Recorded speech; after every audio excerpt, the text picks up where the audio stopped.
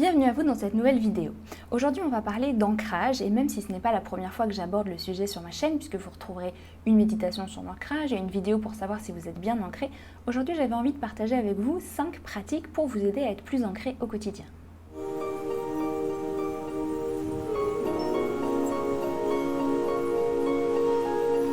L'ancrage est quelque chose d'extrêmement important, notamment si vous êtes quelqu'un de sensible, si vous êtes quelqu'un qui capte beaucoup ce qui se passe autour de lui, ou si vous avez des capacités médiumniques, ou bien même simplement si vous êtes dans un chemin spirituel et que beaucoup de vos pensées et de vos intentions sont émises vers le ciel, c'est aussi très important de régulièrement pouvoir vous reconnecter à la terre. C'est aussi très utile lorsque vous avez besoin de vous calmer, de vous apaiser, peut-être lorsque vous avez vécu un choc, ou bien si vous avez besoin de revenir à l'instant présent parce que vous sentez que votre énergie est particulièrement dispersée. Enfin, pratiquer l'ancrage vous permet aussi de vous sentir davantage nourri, rempli et apaisé. Ces conseils sont assez concrets et le premier est particulièrement facile à mettre en place. Il s'agit de manger des aliments denses qui proviennent de la terre. La chose la plus facile et la plus accessible, ce sont généralement les légumes racines, les carottes, les pommes de terre qui sont facilement accessibles et tous les autres légumes racines qui vont vous connecter à cette énergie d'ancrage et de la terre. Puisque ce sont littéralement des racines ou bien des légumes qui poussent sous la terre et qui portent en eux l'énergie de la connexion à la terre. Vous pouvez aussi manger des légumineuses comme des lentilles, des pois chiches, etc. Des noix également qui sont très denses, très riches, ou tout autre plat qui sera chaud et qui sera dense et qui vous permettra aussi de vous ancrer. J'observe que particulièrement l'été, quand je mange très léger ou que je mange très peu, j'ai tendance à être beaucoup moins ancrée, je vais avoir un petit peu la tête qui tourne et je vais avoir aussi plus tendance à sortir de mon corps et à être moins présente dans ma vie ici sur Terre. Le deuxième conseil est de vous connecter à la nature par le toucher. Le toucher est notre sens premier, primitif, celui qui nous ramène à notre corps physique.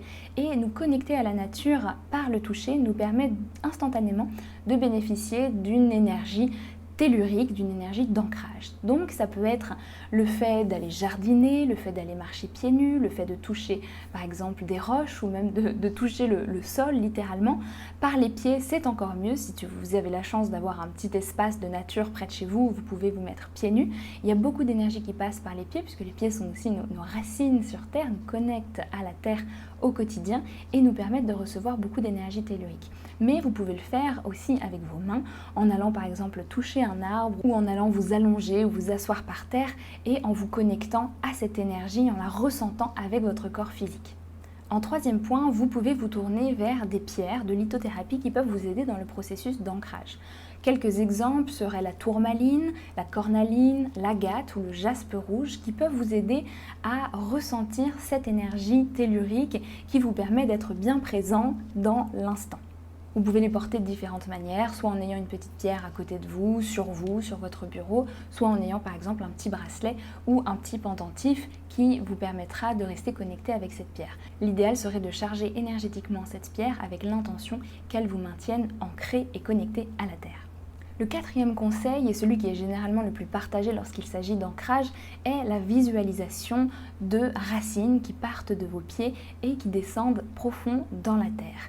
Qu'est-ce qui se passe avec cette visualisation? En réalité, c'est que l'on va poser l'intention, se connecter à la terre et faire remonter, recevoir les énergies telluriques. Ces énergies que parfois on visualise de couleur rouge et qui viennent nourrir notre chakra racine sont en réalité les énergies de la Terre, cet être vibrant et lumineux qu'est la Terre, et qui va nous permettre de rester bien présent à notre vie terrestre, à ce que l'on fait, et de trouver également une forme de paix intérieure. Lorsque vous faites cette visualisation, je vous invite véritablement à ressentir que vous êtes connecté à la Terre comme si c'était l'extension de qui vous êtes et de ne pas le faire juste sur le plan mental. Même si ça dure que quelques secondes ou quelques minutes, ça peut être un exercice très puissant. Et enfin, le cinquième conseil que je peux partager avec vous serait de pratiquer des exercices de respiration, que ce soit un exercice de respiration simple, comme le fait de se concentrer sur une respiration plus profonde, ou bien de faire par exemple des exercices de pranayama, qui sont la voie de la respiration dans le yoga, ou bien du breathwork, ou bien les exercices par exemple de Wim Hof, qui a beaucoup démocratisé aussi les pratiques de respiration. Quelle que soit la pratique que vous choisissiez, je vous invite à expérimenter le pouvoir du souffle pour vous faire revenir à l'instant présent.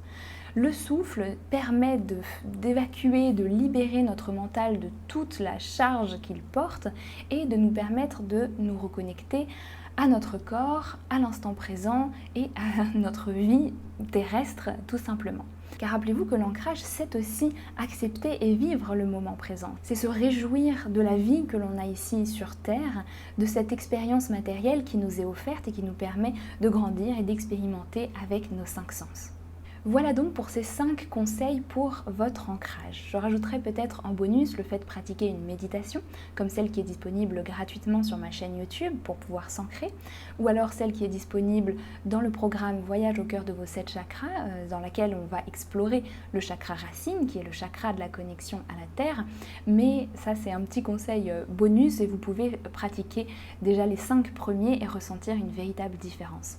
Si vous aussi vous avez des conseils ou des pratiques que vous utilisez au quotidien, je serais ravie de les connaître. Et en attendant, je vous souhaite une merveilleuse continuation. Je vous dis à bientôt pour de prochains conseils et prenez soin de vous.